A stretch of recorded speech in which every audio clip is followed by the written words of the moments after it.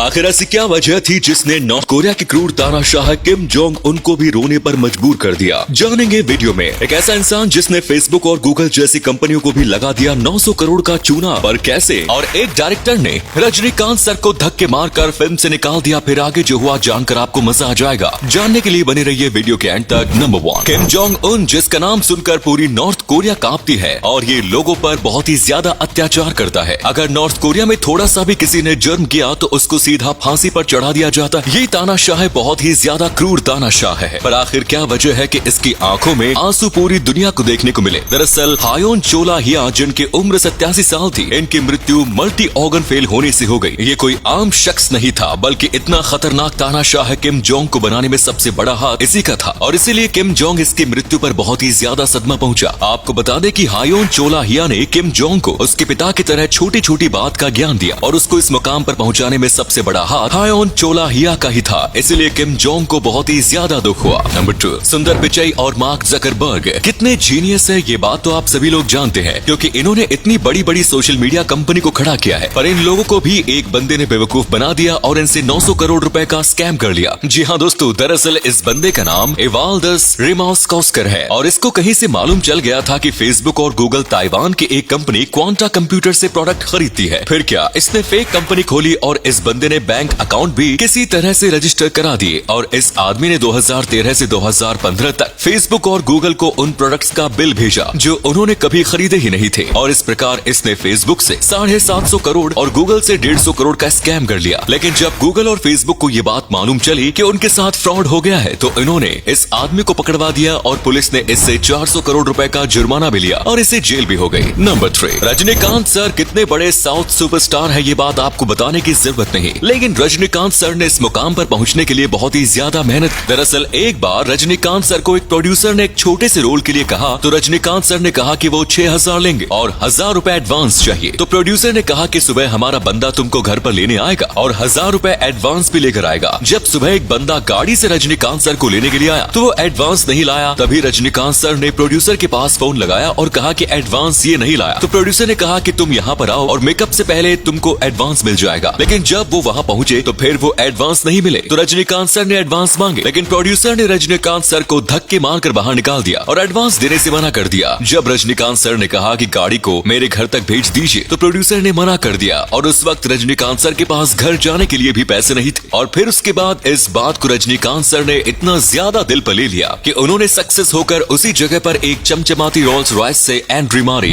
Number 4, जब भी कोई इंसान अमीर बनता है तो उसका एक जरिया होता है, या तो उसका कोई बिजनेस होता है या फिर उसका कोई ऐसा काम जिससे उसको बहुत ही ज्यादा प्रॉफिट हो। लेकिन एक ऐसा शख्स जिसके पास अपना कुछ भी नहीं है लेकिन फिर भी वो बिलियनियर है। जी हाँ दोस्तों, हम बात कर रहे हैं रितेश अग्रवाल की, जिनको बचपन से ही ट्रैवलिंग करने का बहुत शौक था और वो होटलों पर रुकते थे। उन्होंने जब सस्ते होटलों की हालत देखी कि जैसा वो फोटो में दिखते हैं वैसे होते नहीं, उनका वॉशरूम बिल्कुल खराब होता था और बेडरूम भी बिल्कुल एक पुराने बेडरूम की तरह लगता था। फिर उन्होंने अपनी जिंदगी का सबसे बड़ा रिस्क लिया और वॉशरूम से लेकर पूरे होटल में एक से बढ़कर एक बदलाव किए और फिर सस्ता होटल देखने में लग्जरी होटल लग रहा था। उन्होंने होटल के मालिक से कहा कि आपके होटल को मैं रेंट पर उठा लूंगा, अगर नुकसान हुआ तो मेरा, अगर फायदा हुआ तो आधा आधा। और उसके बाद ये आइडिया इतना ज्यादा पॉपुलर हुआ कि लोग ओयो का बहुत ही ज्यादा नाम लेने लगे और आज रितेश अग्रवाल हजारों होटलों पर राज करते हैं। नंबर 5, आजकल के जमाने में हर जगह वाईफाई दिख जाती है। आपने भी कई बार डेटा खत्म होने के बाद अपने दोस्त या फिर किसी जान पहचान के शख्स की वाईफाई कनेक्ट की होगी। लेकिन अगर आप किसी की वाईफाई यूज करते हो, वो भी उससे बिना पूछे, तो आपके लिए काफी ज्यादा बुरा साबित होगा। क्योंकि अगर आप किसी भी वाईफाई उससे बगैर यूज करते हैं और अगर उस शख्स ने आपके खिलाफ रिपोर्ट दर्ज करा दी तो आपको काफी ज्यादा नुकसान होगा। क्योंकि अगर उस शख्स ने रिपोर्ट दर्ज कराई तो आपको 3 साल की जेल हो जाएगी। यही नहीं, आपको 5 लाख रुपए तक का जुर्माना भी देना पड़ सकता है। नंबर 6, यूं तो रेगिस्तान में पानी और लोगों का दूर दूर तक नामो निशान नहीं होता, लेकिन आज हम आपको बताएंगे रेगिस्तान में मौजूद एक ऐसे गाँव के बारे में जिसमें बहुत ही हरियाली है और तो और इस गाँव में एक तालाब भी है। जी हाँ दोस्तों, पेरू में रेगिस्तान के बीच एक छोटा सा गाँव है जिसका नाम हाका चाइना है। इस गाँव में हर वो चीज है जो एक मॉडर्न शहर में होती है। ये गांव देखने में शहर के जैसा लगता है। इस गांव के बीच एक खूबसूरत तालाब है। यहाँ पर हजारों की संख्या में पर्यटक घूमने के लिए आते हैं और तो और इस गांव में होटल, लाइब्रेरी और भी बहुत सारी चीजें मौजूद हैं। इस गांव में हरियाली तो भर भर के मौजूद है, जिसे देखकर आप कह नहीं सकते कि ये गांव रेगिस्तान में मौजूद है। नंबर 7, ये बात तो आप सभी लोग जानते ही होंगे कि एलॉन मस्क ने ट्विटर को खरीद लिया है, जो काफी बड़ी डील है। पर अब ट्विटर के खरीदने के बाद एलॉन मस्क ने एक ट्वीट किया है कि अब वो कोका कोला को भी खरीद लेंगे और उसमें फिर से कोकीन डालेंगे। आपको बता दें कि शुरुआत के 30 से 40 साल तक कोका कोला में कोकीन डाली जाती थी, जो लगभग 3.5 ग्राम होती थी। और एलन मस्क ने ट्वीट किया है कि वो कोका कोला को खरीद लेंगे। हालांकि कोकीन पहले अमेरिका में बैन नहीं थी, लेकिन अब बैन है। कुछ लोगों का मानना है कि एलन मस्क को ऐसे ट्वीट करने की आदत है और शायद उन्होंने ये ट्वीट मजाक में किया है। और अगले फैक्ट पर जाने से पहले फोटो को ध्यान से देखिए और बताइए आपको कौन दिखाई दे रहा है। इससे पता लगेगा आपका दिमाग और आंखें कितनी तेज है। मिलते हैं आपको 5 सेकंड्स।